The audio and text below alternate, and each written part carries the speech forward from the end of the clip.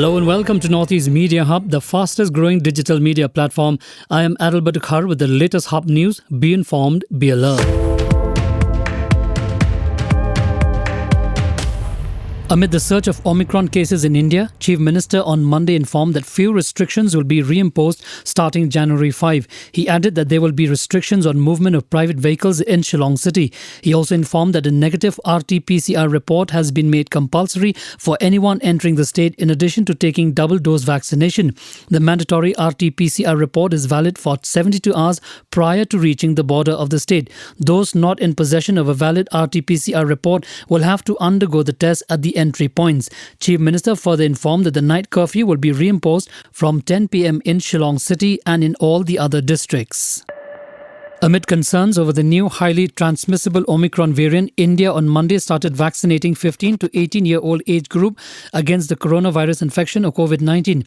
According to an official statement by the Union Health Ministry, people with the birth year of 2007 or before will be eligible for vaccination under the category of 15 to 18-year-old. Vaccination drive in Meghalaya was kick-started by Deputy Chief Minister Priston Tinsong at the Rinja PHC with former MLA and UDP leader Jemino Mautha's daughter amongst the first adolescents beneficiaries. Moving on, the Meghalaya EMRI Workers Union or MEMRIWU will launch their one-week strike starting from Monday midnight.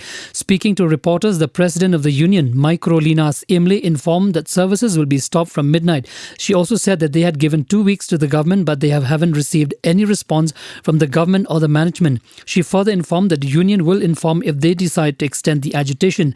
She further added that they are COVID-19 frontliners, yet no one is listening to their problems. Assam Chief Minister Himanta Biswa Sarma on Monday kick-started the COVID-19 vaccination in Assam for the 15 to 18 years age category at the OIL Higher Secondary School at Duliajan in Upper Assam's Dibrugarh district. Assam has set an estimated target of inoculating 20 lakh students between 15 and 18 years of age.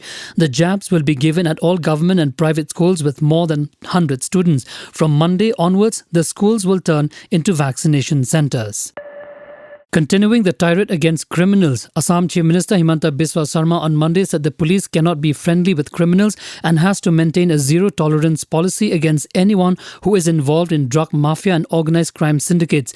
Talking at the inaugural function of Second Conference of Superintendent of Police, Sarma stressed police personnel in the state to raise the level of policing in the state with the use of technology and high-tech surveillance to be a people-centric force. Joining the rest of the nation in fighting against the coronavirus pandemic, Mizoram on Monday launched the vaccination drive for adolescents aged 15 to 18 years of age. The vaccine drive official started at Presbyterian Church Girls' School in Aizawl. It is to be mentioned here that the vaccine being used to inoculate the adolescents is Covaxin. The vaccine is currently being administered only in Aizawl districts, while it will be rolled out to other districts in 2 to 3 days.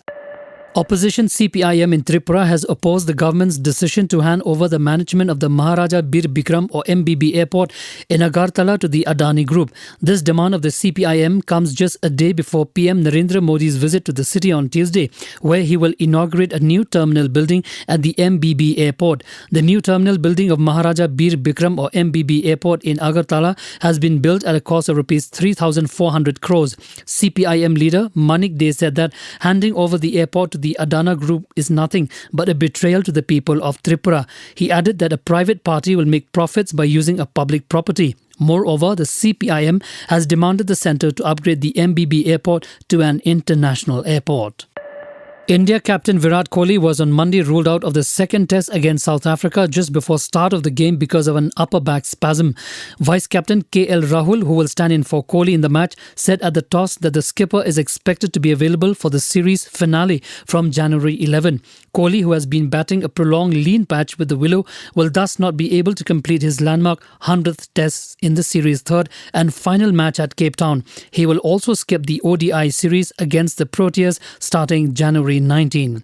Thank you for listening to Hub Podcast. For latest news and updates, follow us on www.hubnetwork.in. Download Hub News app in your mobile from Google Play Store and Apple App Store. For promotion and publicity, write to us at info@hubnetwork.in. Thank you. Kublesh Shibon, Mithela.